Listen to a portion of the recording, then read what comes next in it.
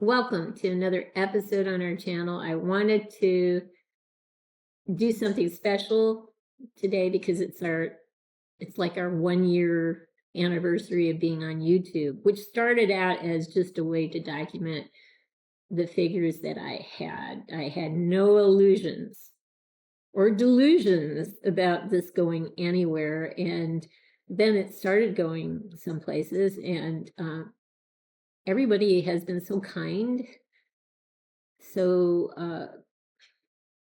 supportive, and so wise. I mean, I've learned a lot along the way. And I know it's an old cliche, but it doesn't make it any less true. I wouldn't have missed this ride for the world. We got a late start. That's the only regret, is that we didn't do this sooner. And at first I didn't want to get in front of the camera, but my husband eventually convinced me to do it. So thank you guys for everything. Tomorrow we will do the tour of the 3 closets that we now have of figures, and that'll give me a chance to reorganize things, which I love doing. Anyway, we are back, and I got this box today, and ironically it says Sideshow is celebrating their 30th anniversary of being around. And it's interesting, yesterday we showed a figure that was 20 years old from the Fife and Drum series, the 64th Regiment of the Feet British Infantrymen. So that's cool, 10% off. You need every percentage point you can get off these days, is all I can say. Bless their heart, they put it in a big box. So a box within a box. Hello, lots of packing in a box within a box. What a novel concept. Anyway, this is from Devil May Cry, Dante, Luxury Edition.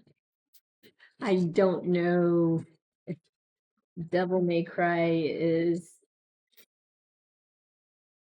some sort of game, which I'm going to guess it is. But the important thing is the figure look good. There we go. Oh, man. So I was going to say that's a big box for a figure, but it comes with 2 boxes. The box looks to be in perfect shape. Wonderful artwork. This just came out, apparently. And this must be some, I'm going to guess, accessories to it. This has its own neat box. It's more like a book covering. All right. All right, well, let's see. Let's see what we have. Oh, good. No tape. There's one thing you know about me. I hate tape. I wanted to show you this because it apparently was off screen. The paper was pulling out of the box, but when I kept pulling and pulling and it wasn't ending, I just thought to myself, you go, Sideshow. But this just goes on, and I'm not switching directions, guys. You can see how much paper is in this box. Almost, you would almost think only the paper would fit in the box, but they fit 2 boxes that was in one box into the box with the paper. And apparently that's like 15 yards, according to my husband, of paper. So unlike the thing I got the other day, but apparently this is a game. And I know nothing about the game, but I thought this guy was very cool looking, so I wanted to get him. So it's number 646, but it doesn't say out of how many. So I have no idea. Put that there. Just being so careful now.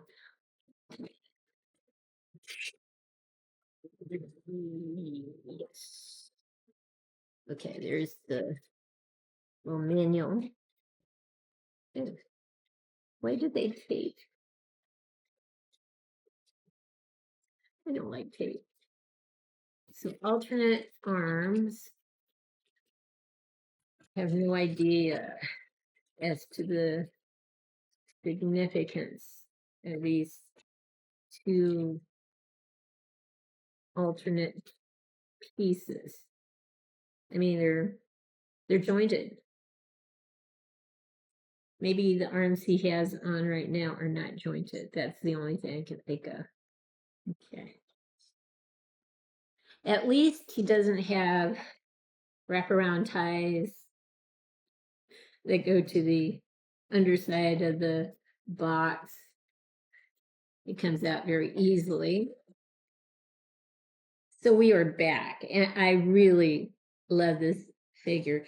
At first I didn't know if the arms, you could even articulate them because it just didn't bend very easily. That's probably why they gave us these two arms.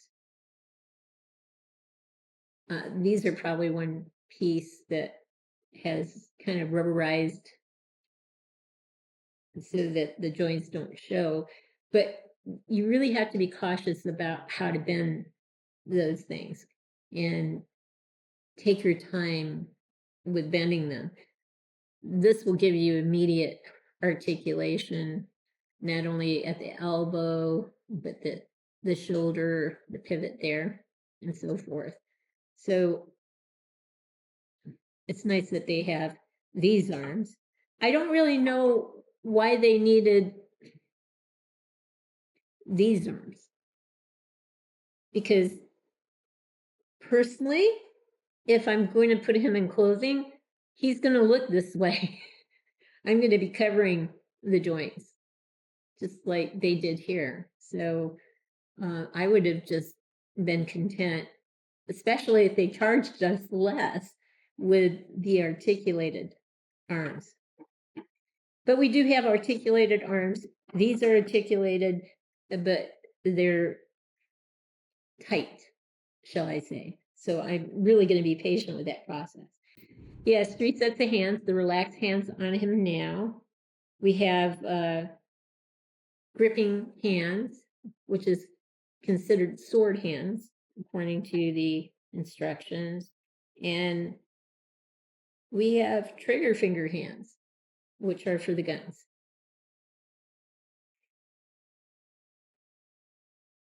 And we have 2 guns. Now, the bad thing about all the weapons is nothing's metal. It would have been nice, not a deal breaker, but for the cost, you kind of are expecting some weight to these things. Personally, I like the the brown-handed handled weapon with the black barrel versus the silver one, brown handle as well. So this is definitely my preferred handgun. He has this massive sword, and it's plastic and resin. Feels like it may all be resin, actually. There's a ruby, looks to be a ruby at the end. And these look like monster appendages. I don't know. Never saw the game. This sword, plastic again, or resin.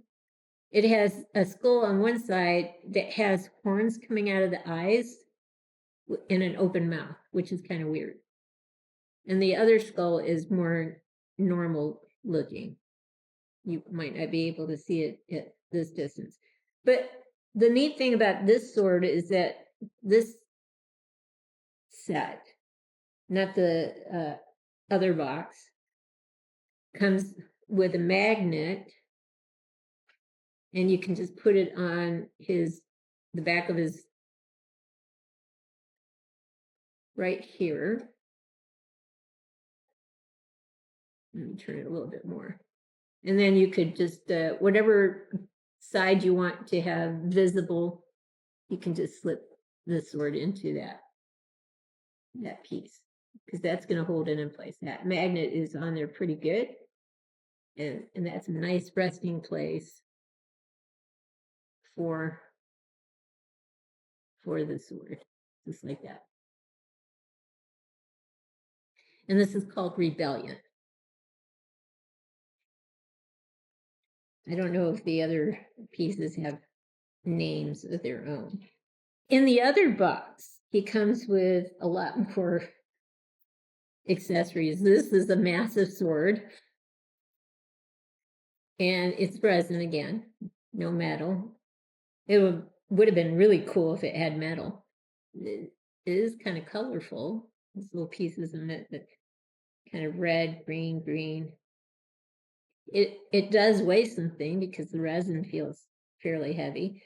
And there's a skull at the end there. So, and it looks like vertebrae here along the edge of the sword. I mean, it's cool. It's just, again, I'm puzzled that none of this is metal, given the price. But maybe it's because they wanted to give you a ton of accessories. He has boots, armored boots. I think those are cool looking. So if you wanted to have a different look, you can put him all in armor. He has forearm bracers that you can put on him as well. And I was trying to figure out what these things were. Has an eye on it, but it's actually just another hand, a fisted. So you know, it would look like this. The bracer and the hand. So he can be fully armored. The cool pieces is with a magnet. If you slip it underneath the flap of the shoulder, you can put the armor on his shoulders. So shoulders, bracers, hands, and feet. So they may have saved on costs in terms of not using metal to give you more accessories. The stand is nothing to write home about. It's just a, just a picture on there. Personally, I would just rather have it be black. I don't know anything about the game, but it must be a popular game because I've seen Dante in different forms over the years and decided this time around I'll go ahead and get him. I think this is my favorite look with the accessories that he does have. So I would pose him with the dark handled handgun, and I would put the sword on his back with the magnet, with the kinder skull. It's actually meant to show the darker skull. The magnet holds there and it repels this way, but if you can work it in there, it'll stay up. I like the kinder skull actually better. So that's how I would use the accessories if I was just going with this look. There might be times where I might go with the armored look, but I'll point out one problem with it when we get to it. But let's get him on a turn tray and see him from all different angles and then get some close-ups, and then I'll show you the armor in terms of the problem. This is where you struggle and you kind of say, you know, which look do you want? I mean, his boots are very cool. His outfit is cool. Do I want to cover that up with the armored look? And yet, at the same time, the armored look looks cool too, with one minor exception. I'll get to that in a bit. The stand does nothing for me. This is a flat surface, just a picture, not a very good picture. I would have preferred this had stayed black. Or if they wanted to do something with the stand, just a little rubble, little texturizing, you know, color, that would have worked too. But his boots are super cool. I mean, he's got straps on it, bronze looking buckles and rings to hold the straps and some other straps in place. His shirt is blue, somewhere between a blue and a gray look. He's got the black gloved hands. He's got a silver buckle on his belt, black pants, and then this darker hue of purple, more like plum. Not, you know, it's not a gaudy purple, but it's in the hue of that color scheme. And the sculpt is wonderful. So we'll just kind of go around so you can see him. If I was going to pose him, he'd have this gun in his hand and the nicer looking skull on his back. So let me move him a bit forward so he doesn't look like he's tipping over so much. There's actually a skull in here too. Yeah, I like the nicer skull. Although the skull with the horns through the eyes, weird looking, that one does, the magnet works on that one. So it's like it's designed for that one. Here it kind of repels it a little bit, but you can still get a fit. You just kind of have to play around with it a little bit.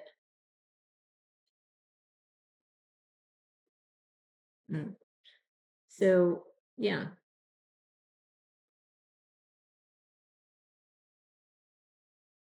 And you can see the buckles again, the rings, you know, in here. And the jacket is just super awesome. Head sculpt, super awesome. So we'll pause now and get a tighter close-up of him from this point on up. I think you can see more details now. So we'll go around. The outfit is very nice. And you're going to start to see that little skull in the middle. And when I say nice skull and bad skull, this one looks like this. And this one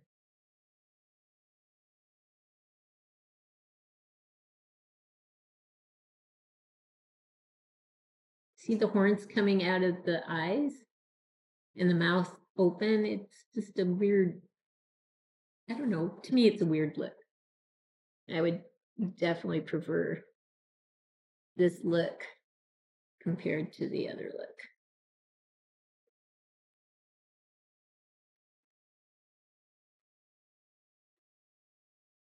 Zippers on his jacket, buckles on his jacket.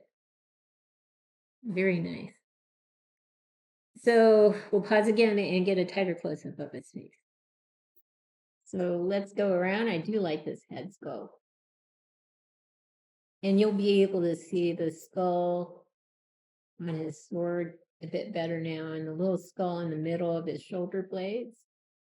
This is the one that is a nice fit for the magnet. It's got the horns, like I said, coming out of the eyes and the open mouth. I do not like this sword. So I would prefer that look myself. I said I do not like the sword. What I meant is I do not like that side of the sword. I like this one better.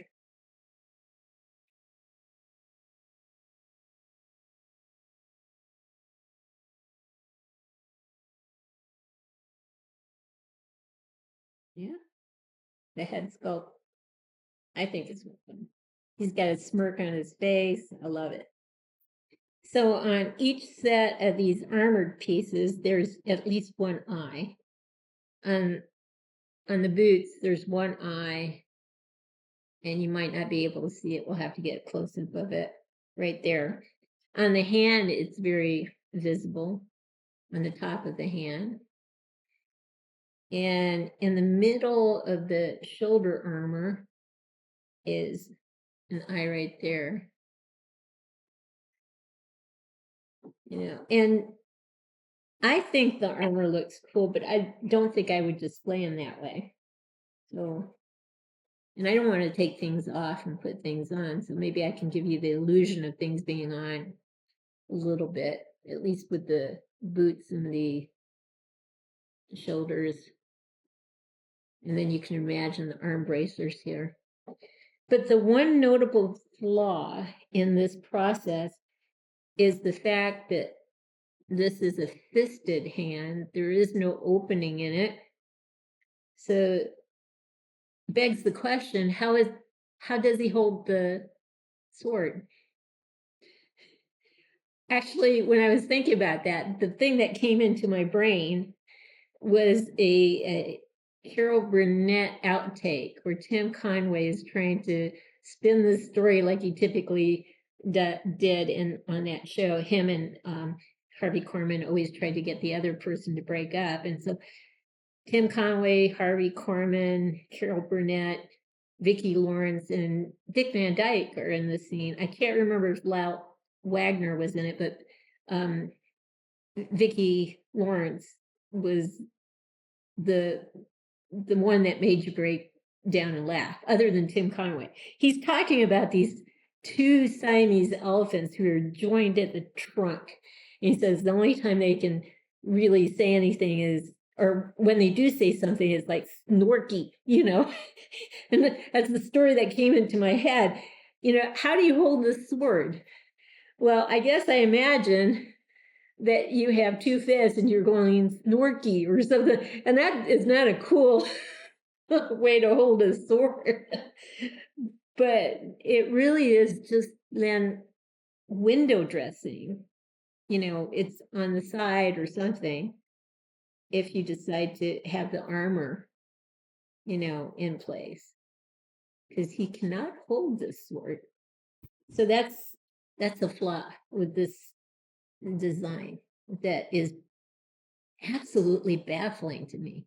Why create such a formidable weapon when he can't even hold it? Unless you forego the hands, which then gives up the cool look of an eyeball right there. All right, so we're going to pause and get some close-ups of the boots and basically the armor and this particular sword. So we'll be right back. So here are the boots, and we'll just go around slowly so you can see things in terms of more details. You're starting to come up on the eye right there. It's a very tiny eye. Orange with a black pupil. And then on the other side of the boot is the same eye.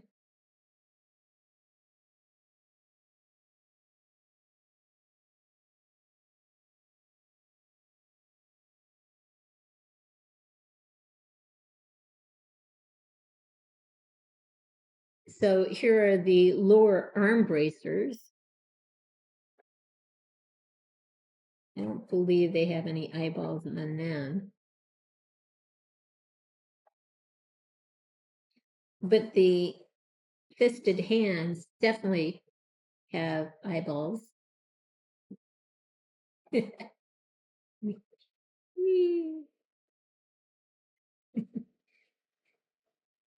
is a cool touch. But again, they're not open fists. They're just perfectly closed fists. You can't really get anything in there. So this sword that does have a look to it, if you're into these things, there's an eye there too. You really can't, how can you hold the handle here? There's nothing, there's no way you can hold it. Unless you do what I suggested. Snorky. Just hold the weapon this way, which would be kind of silly. So I forgot to go around on these 2 sets of pieces.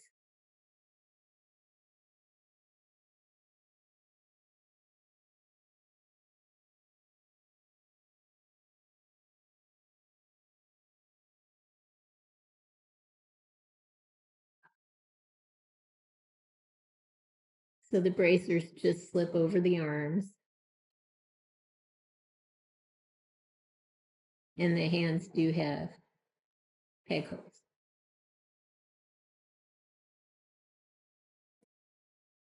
So here is the shoulder armor. And you can see the eyeball in the middle there. There's one on each piece. The thing about all the armor is it has kind of a reptile look with these scaly protrusions.